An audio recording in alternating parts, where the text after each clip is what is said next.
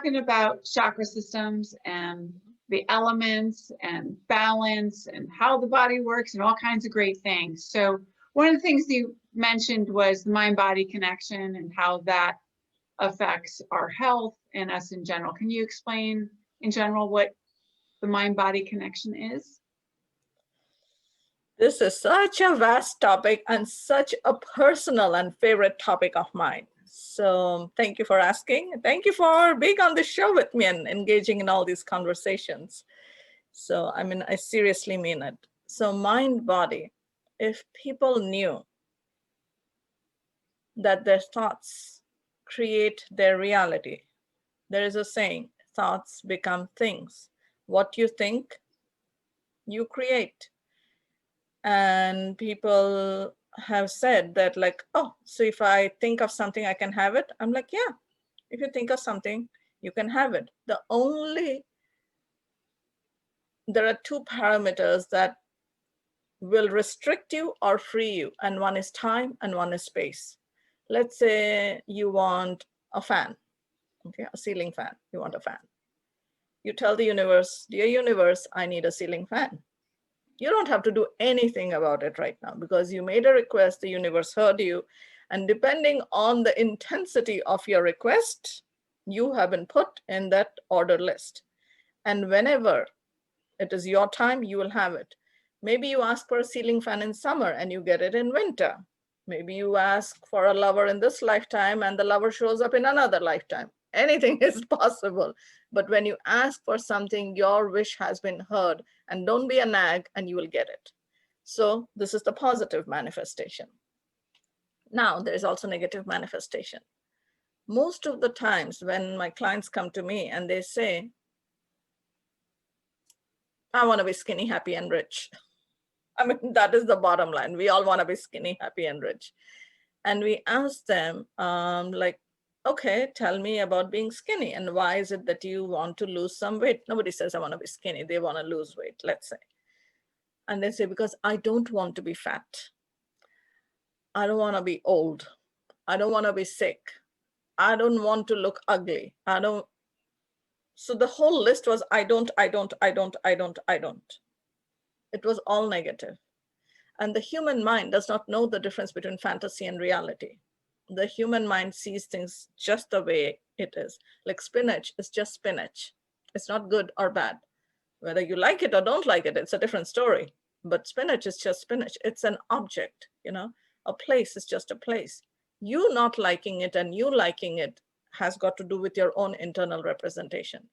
So when you say that I don't want to be fat, there is a child within you who's thinking, like, I'm fat and she doesn't like me for being fat. And so you have more and more and more of that. And if you think about it, any child seeks attention, craves attention, and sometimes negative attention is better than no attention. So it goes back to all of this, you know, and I know I have to give you these basics for you to get it. So when the mind within you, the child within you, the subconscious mind within you and the child within you, they're both the same, one and same, different names, same concept. Here's you say these things over, I'm poor, like I want to make money because I don't want to be poor. No matter how much money you make, you'll always feel poor, you know? And no matter how much people love you, you will always feel unloved, you know? No matter how pretty you are, you'll always feel you're ugly. And when these things keep repeating themselves in your mind, these inner conversations you keep having, basically it comes down to low self-esteem, low self-worth, low self-confidence, you know, they affect your body in certain ways. Like if you think, oh, if it's got to be, it's up to me. That means, and you keep on repeating this over and over again, guess what happens? You take on a lot because you want to do it, you want to get it done, and you're shouldering these responsibilities. Guess what happens? Weak shoulders. Frozen shoulders. I went through a frozen shoulder, so I know, you know, and like, oh, nobody loves me, you know, oh, I never get it, or things like that, you know. It's your heart. It's your, again, we go back to the chakra system. It's your hips, you know, that's where the frustration, that's where that that negative emotion, which is very thick, heavy, dense, goes and gets stuck in that physical form.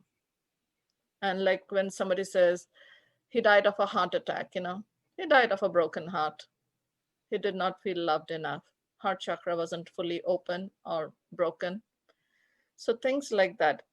Every word we say affects, gives rise to an emotion, and every emotion that remains unresolved manifests in a physical form in our body, in our health. And I agree 100% with you, but I know there's people out there that think this way. So I want you to address one thing, which is when we talk about the mind body and we talk about, from the way you're talking, it says we create what we think. So what do you say to people who say, well, you're just blaming people for their illness? You're blaming them for the fact that they got cancer or the fact that they got whatever illness it is. How would you respond to those people? Number one thing is you don't blame anyone. You don't shame anyone. You don't guilt anyone. Ever, ever, ever, ever, ever. I mean, think about it, okay? A parallel would be, let's say there's a very smart kid in kindergarten, and they have an older brother who's another smart kid, but in 5th grade. Now, the 5th grader knows quadratic equations, and the kindergartner doesn't know. So does the kindergartner, like if somebody says, oh, look at your baby brother, how smart he is. Yeah, he might be smart, but he doesn't know quadratic equations. No, no, no, no, no, no, no, no. Who's the fool? You don't expect a kindergartner to know quadratic equations. There might be some of them. I don't know about them, but it's like that, like a 5th grader knows quadratic equations, but maybe a 10th grader knows calculus. So the calculus is, oh, so you know quadratic equations, but do you know the sine or the cotangent of this? And they'll be like, no, so you're not that smart. You don't do that. So you don't blame someone, you don't shame anyone. So if someone has never heard of mind body, for them it's news, it's strange, like, oh my God, what are you saying? It really happens? Like the first time somebody found out that by eating a lot of unhealthy food you could get unhealthy, they're like, oh, that's not possible. I love that food because that's our comfort food, chocolate chip cookies, French fries, whatever it is. Different cultures have their own level of comfort food, and it is called comfort food for a reason, and we can talk about that later on. But it is like that. No, you never blame, shame anyone. But the moment you learn, let's say I have cancer, okay, pretend I have cancer, and somebody tells me that you created your cancer, I'll be like, huh? How did I do that? Tell me more. Educate that person lovingly, from your open heart, with all love, all compassion, all kindness, all generosity.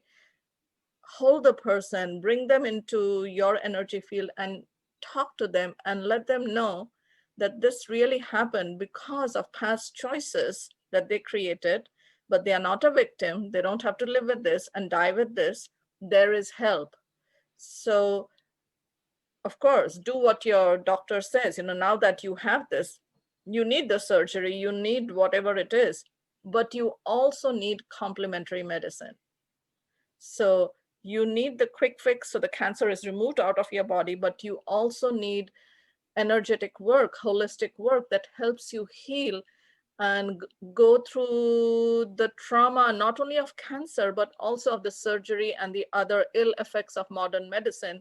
Because when the chemo and everything goes into your body, it kills the healthy cells, it kills everything, take them through the whole process. And that is why Western medicine and Eastern holistic ways should merge and marry and provide people with a wholesome solution, because a human being is not just their body. We are human beings. We have emotions, we have thoughts, we have our essence. So when we treat a human as a whole, the person is like so grateful, not only for finding relief and freedom from the past, but also sometimes, more than sometimes, there is a story behind all the troubles we go through. Like I went through divorce, I went through bankruptcy, and I see the goodness in all of that. And I also see how I created those realities. And I also notice how I needed them to be who I am today. So there's no blame, shame, or guilt for my ex, who's a great friend of mine. He's a great dad for our children. All the people that I had to go through to come, go through my bankruptcy and come out on the other way, all these, my accidents, whatever, it wasn't because I'm a bad person, but that was part of the experience. Like when you go out onto the field and play soccer, yeah, it's a war zone. You will get hurt. Does that mean you'll stop playing soccer? No. Just because of fear of divorce, will you stop getting married? No. Fall in love, break your heart, have a pet, and your pet will die before you die. And you know that the day you bring your puppy home, don't you? Yes, yes. Yes. And I think you said a couple important things I just want to circle back to. One is that these challenging situations, these health situations or financial or whatever comes in, that they are opportunities for us to learn and grow and transform, even if they're challenging. But back to the example that you were giving about, the example with cancer and the surgery, and yes, Eastern and Western, I agree 100% complementary. The other piece I just wanted to add to that is, not only do you need to go back and process, like you were saying, the trauma of the surgery and the near-death potentially experience, you also need to go back to the original root cause of why did this happen in the first place. Because once we talked, like we talked about before, if you don't learn the lesson, whatever that came in to teach you, it's going to happen again. It may not be the exact same thing, but that lesson will come back for you to learn. So you need to go back even after you're in remission or cured and vibrant, hopefully, physically vibrant. You need to really look at that emotional, spiritual piece and say, okay, how did I create that for myself? Because you don't want to create that again. Mm-hmm. And if you have trouble being open to understanding the metaphysical end of it, because I've heard people say, I didn't create this for myself, and I didn't do this to myself. And that's one way to look at it. You can look at it as a completely biological experience, but then you're missing out on that metaphysical piece, and then you're sort of opening yourself up to having it happen again. Yes. And that is why cancer metastasizes.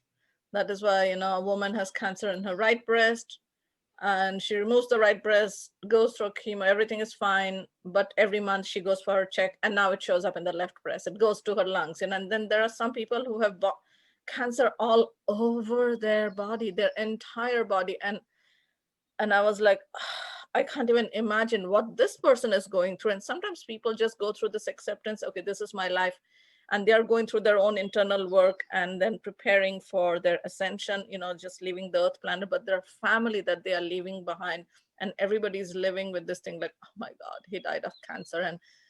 And they have to sit and watch that person wither away every single day. And it has happened to my neighbor and so many people that I don't have enough fingers and toes to count, whom I know personally, who went through this. Yes, and then you do see the cases where there are cases where people get the message. They may not understand exactly how it came about, but they use that opportunity as a springboard to transform their life in such powerful ways. And I have friends that have done that. They've seen that, oh my goodness, I don't know how this happened, but I know that I want something different for myself. So they change radically their lives, and then they have better outcomes. And that's a beautiful thing. It's not an easy thing by any stretch of the imagination. It takes courage and fortitude and so many things, but it takes being open to understanding the mind-body connection, and once again, taking that responsibility for ourselves and for our well-being on all levels, spiritually, emotionally, physically, mentally. Mm-hmm. Yeah, this is a very personal topic for me. And again, you don't blame yourself. You don't blame others too. Oh, it was my mom. Oh, Right. it's my genes. It's my genetics. It's like all these kind of people who are my kind of people who get it. No. It's taking responsibility. You don't blame anyone, and you don't blame yourself either, but you take responsibility. Okay, I can't change the past. No one can change the past, but unless you are a time traveler. Okay. That's another day. Yeah, sure, but you can always, in the present, you have the choice. Your past created your present. In the present, you have two choices. Do I drag my past into my future, or do I make a new choice and create a new future? And alone, it is hard. Together, we can make it happen. So go find someone who you connect with, go shopping, find the person or people or community, and do what it takes to live a better life henceforth. And be an inspiration, be a beacon. And I know that you and I talk about this, and I know that we're very familiar with it, but I know that a lot of people aren't. And I know that it took me a long time to get to this place myself. I didn't grow up in a family that embraced this at all. So I had to go through my own things to come to the realization and to find the people that taught me this. So I just encourage people to, like you're saying, find people. Just one thing I want to throw out totally that just came to me was one of the ways that I started was just the simple book by Louise Hay. Are you familiar with that one? Yeah. Yes, You Can Heal Your Life. I read that book like 20 years ago. Yeah. Yeah. I think that was the beginning for me. And I actually, just for parents, I actually started using that book years ago with my daughter. And what I would do is I would take the book and she would say, oh, my wrist hurts. And I would go over to her and I would say, I would read the little blurb in there, it says, this has to do with this. How does that feel? What do you think about that? And her eyes would get big and she would go, how did you know? That's exactly what it is. And then it gave us a bridge to have a conversation. If it was, about her throat and it was about communication, she would be like, yeah, I've been wanting to say something about this, but I didn't feel comfortable. And just reading it out of that book gave her an opening that she would take almost every single time. I would say probably 80 to 90% of the time she would feel that what, Louise Hay's book said was on target for whatever she was experiencing. But it's just being open to having those conversations, looking, Inna Segal is another one that has a book that talks about different body parts and how the bodies communicate. Can you talk about that? How, because there's books out there, but can you talk about the concept about the body communicating to you? We're talking about the mind-body, connection. Can you talk about the wisdom of the body and how it communicates? Oh my God. That is such a powerful thing, like when we meditate, okay? Or you're not meditating, but let's say you finished working with one client or one folder or one project or just finished doing the dishes and now you have to tidy up the table. Let's pretend. Take a break in between two activities. Take a break in between two conversations. Take a break in between whatever. Like, don't just rush from dawn to dusk or from, before you wake up and before you go to bed, or after you go to bed. Don't be a machine. Yes, we are a machine, but, take breaks. Think about your car. If you drove your car, from Ventura to San Francisco, like nonstop for 5 hours, that's what I used to do. Some people take 7 hours because I used to always find the time when I can do that, pedal to the metal and it'll go. So when you do that, what happens when you reach in San Francisco? Your car says, give me a break. You fill up the gas and then you go sit inside and have coffee, tea, whatever, samosa, something. You take a break. And when you take that break, you actually take the break. Just because you take the break, don't start thinking of something. And then we talked about that, running with your thoughts. You take a break and suddenly your body will start telling you. You can do a body scan, if you are used to it, if you know how to do it. But, you take a break and you just feel your body and suddenly you'll be like, oh, my hip, oh, my lower back, oh, my knee. And then you just talk to your body. It's your body. It's an intelligent being. You have been living in it for all these years, X number of years. Talk to it and it will tell you what it is. It's not that extra bill, it's not that extra check. It's not that extra email. It'll tell you what it is feeling. And just love yourself. A simplest thing to do would be when you pause and you breathe in and you start feeling to your body and your body is talking to you, listen. When you're exhausted, don't go for caffeine. Take a 20-minute nap. You have your cell phone, put a 20-minute timer on, and maybe you are not that lucky like me who can take a 20-minute nap, but just lie down flat. Let your spine stretch. Because one of the things as a hypnotherapist, sometimes people say, oh, I want to lose some weight. And I don't do weight loss. This is what people say. How much weight do you want to lose? Maybe 5 to 10 pounds. I don't take them on. I said, you know what? Every day we gain 5 pounds over, like morning. In the morning, you go to your bathroom, go to your shower, and you get on the weighing scale. At the end of the day, you get on the weighing scale, you have gained 5 pounds. Every day you do, because inflammation, we get tired and the cells get inflamed within our body. There's water retention.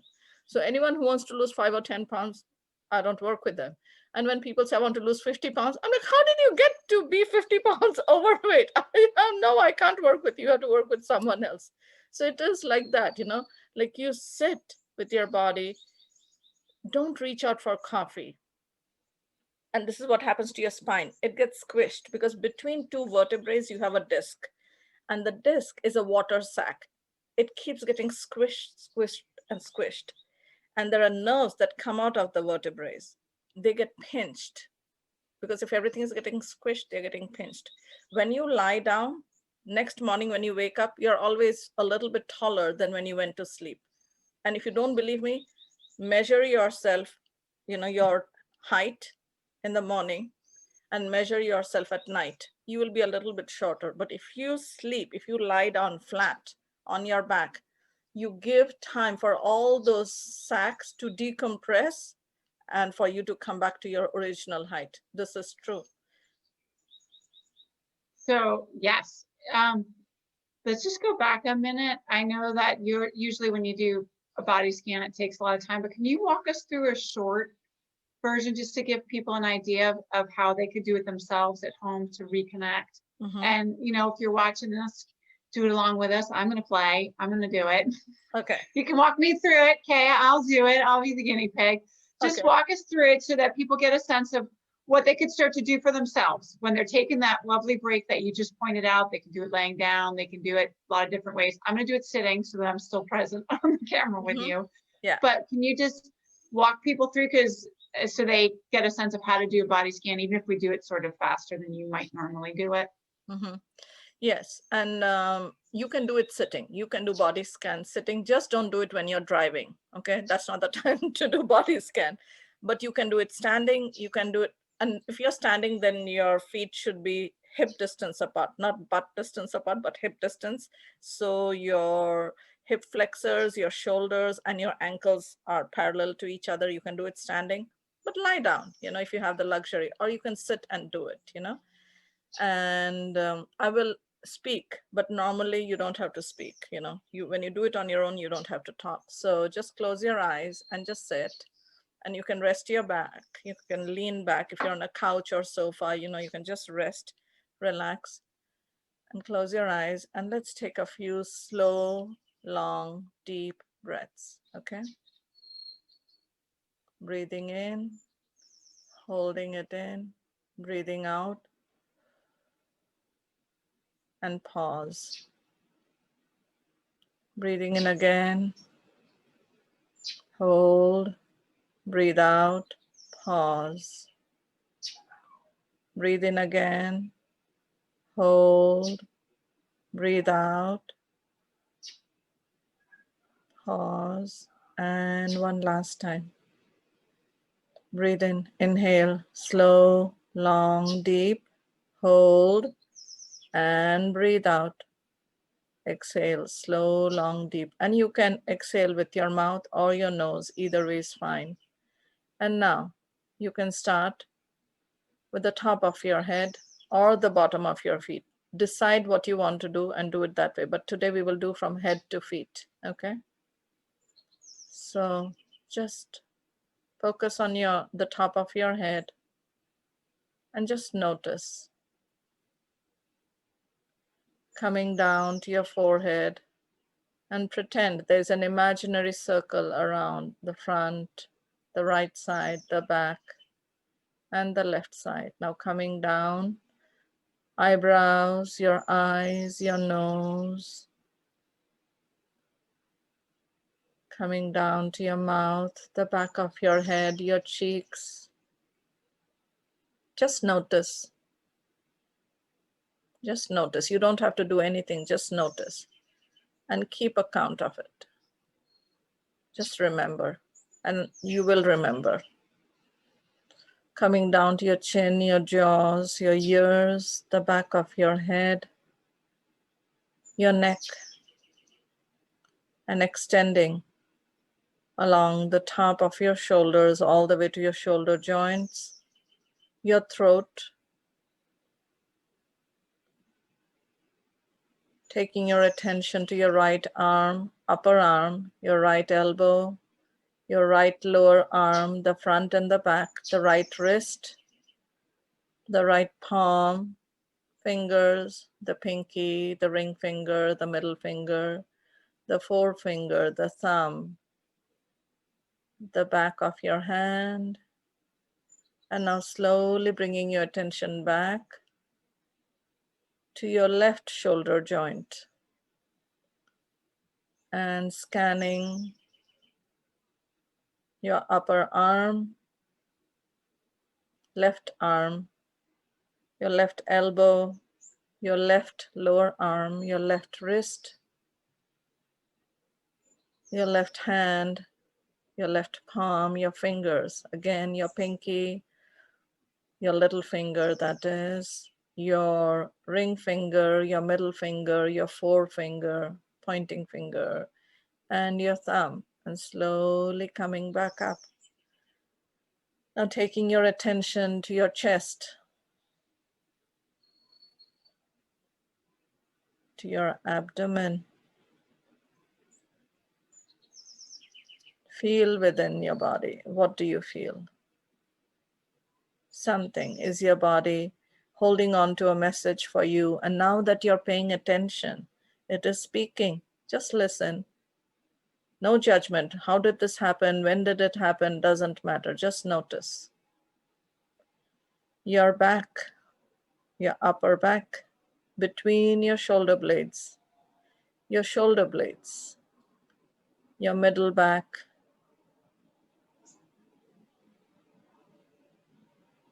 your entire back from right to left, and from left to the center and back to the right. Going down along your spine to your lower back, and again spread out along your hips. Going all the way to the tip of your tailbone, your lower abdomen, your genital area, moving down from your pelvic area into your thighs, your quads, your hamstrings. Just notice, not just the muscles, but go within. Anything at all. Do you notice? Are they clear and free, or are they telling you a story? Just pause. Going down to your knees, your right knee, your left knee, the back of your left knee, the back of your right knee. Go down to your calves, the front of your calves, your lower legs, your shin, all the way to your ankles,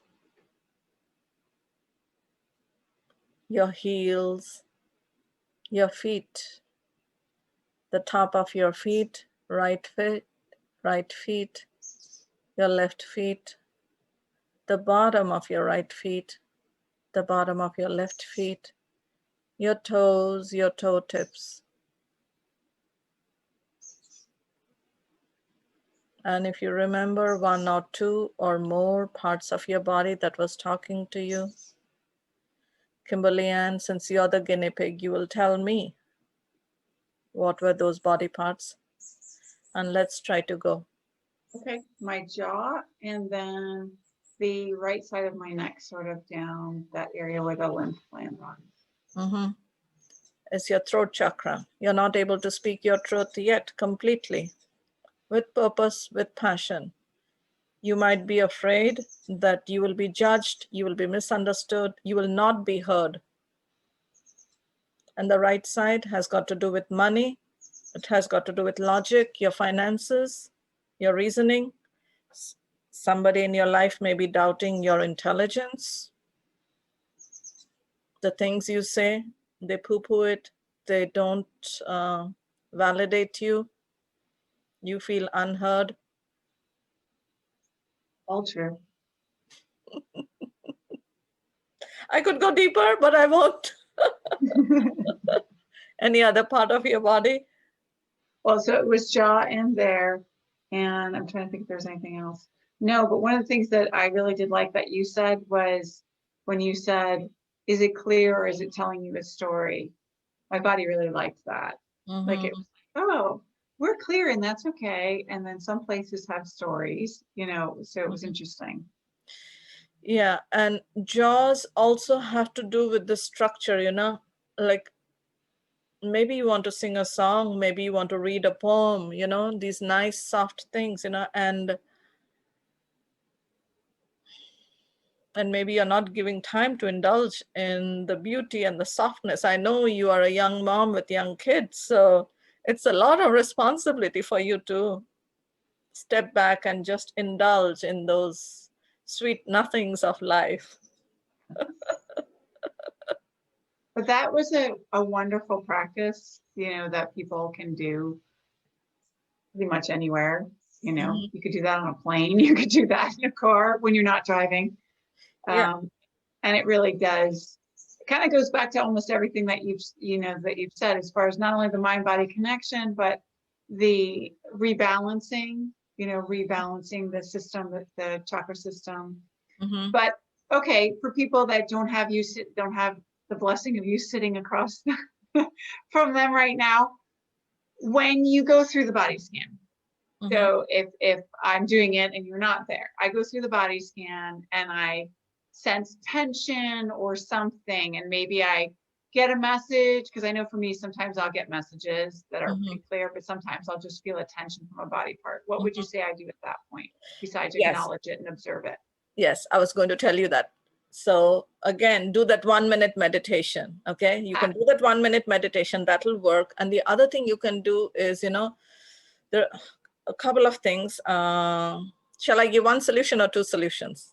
Buy Let's one, go get for one free. two. Okay, buy one. Oh, you got three? Three's good. Just don't go further than three. Okay, no, today, buy one, get one free. For the third one, you have to call. No. Okay. Because then I can really take you deep, you know, and really help you analyze it and like reflect upon it and get it, you know, what is your body truly, truly, truly trying to tell you? Because right now what I'm giving you is a Band-Aid since I'm not sitting in front of you. So one of the things you can do is imagine and visualize, picture or pretend a beautiful golden white light. And in fact, let's do this. Let's just work with your jaw and your throat, okay? So Kimberly Ann, you know, putting your hands on your thighs or in your lap, either facing up or facing down, doesn't matter. Just breathe and imagine or visualize, picture or pretend a beautiful golden white light, a light of love and healing, a light of forgiveness and acceptance, separating from source and coming down through the light years, through the galaxies and constellations, coming closer to our Milky Way, closer to our solar system, closer to our home, our planet Earth, breaking through the atmospheric barrier and coming down through the clouds, through the treetops, through the roof of your building, through the ceiling of your room, and hovering over the top of your head. And just breathe and let go, and let this beautiful golden white light of love and healing flow in through your fontanelle, down your sushumna, your central nervous system, your spinal canal, and come down all the way through your third eye, through into your throat chakra, and spread out. Spread out in a circle. Imagine or visualize, again, picture or pretend this golden white light spinning like a disc from your spine and widening in a circle, moving round and round, and clearing out any energetic debris, any remorse, regrets, resentment, any pain, aches, anything, any heartbreaks, any heartaches, just completely clearing it out. It is like this disc that is spinning and clearing out all the cobwebs, anything that is all around, and flowing downwards slowly and gently. Feel the relaxation come back. Your jaw is relaxed. Your throat is like all clear, and this energy goes down into your heart and into your solar plexus, into your sacral center, into your coccyx, and all the way down through your legs, through your feet, into the earth. Mother Earth, she loves you. She takes it all in and transforms it. And this energy goes out through the bottom of your feet, into the earth, into the dirt, into the rocks and rivers, and all the way down through the magma to the core of the earth, and it transforms. Gaia, the spirit of the earth, takes it all in and sends it back up through the bottom of your feet, moving up through your legs, through your body, through your throat, which is all clean and clear now, beautiful, white, resplendent, moving up through your face and your head and shooting back up to the high heavens. And what you took helped clear you, and now you're sending it back to where it came from, to the source, and you are connected and have connected to the earth, to the heavens through your body. So your pain was a gift to you, to the earth, to the heavens, to the universe.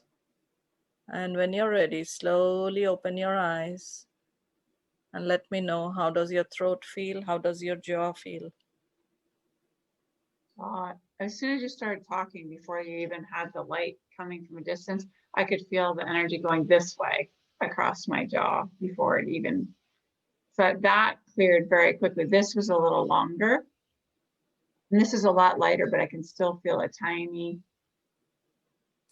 bit of soreness there, like a little tiny bit still there. But I felt the movement, and I could feel the energy swirling too when you were talking about making it go through and down. It was very peaceful, and I could feel it, like I could feel like a sense, almost like a vortex, like a very gentle and just going, down through me. And it was pretty funny because I'd be like one step ahead of everything you said. That happens to me a lot. Like right before you say something, I'm already visualized. You say coccyx, I'm there already. You say that, I was like, what? But yeah, because that's definitely helpful. Yeah, because I'm talking after it is happening, so yeah. And plus there is the lag on Zoom, between the West Coast and the East Coast. So, but energetically we are one, so that lag is what you're sensing. But, as I'm healing my body, you are healing, so it's working through me and working through it. And that's what healers do, I mean, you're a healer. Yes. So I just really want to encourage people to just take the time, because it's not, as you see, we just did that. I mean, you just did that and it moved the energy out of here, and it definitely lightened up this. And that was a very short amount of time for, something that if it wasn't addressed, could just get worse and tighter, and then eventually become a problem. Right now, it was just an awareness of something being a little blocked, but over time, those blockages become more significant. So by doing something like that, which you just taught everybody to do, because that's still something, even though you did that, that's something people could technically do for themselves. Yes. Yes. You can heal yourself. I mean, literally. Yes, literally. So thank you for teaching us all that. Oh, thank you for remaining open and receiving. And thank you for being with us on this journey, on this crossroad conversations. They are not easy, but they are fun, and you can do it. Yes. Journey on.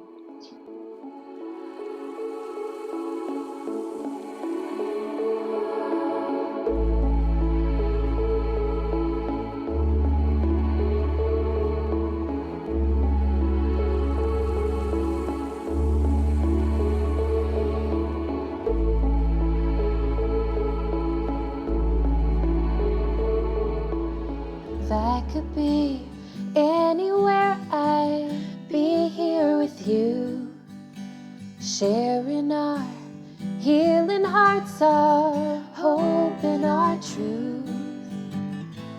Joy overflows here at the crossroads.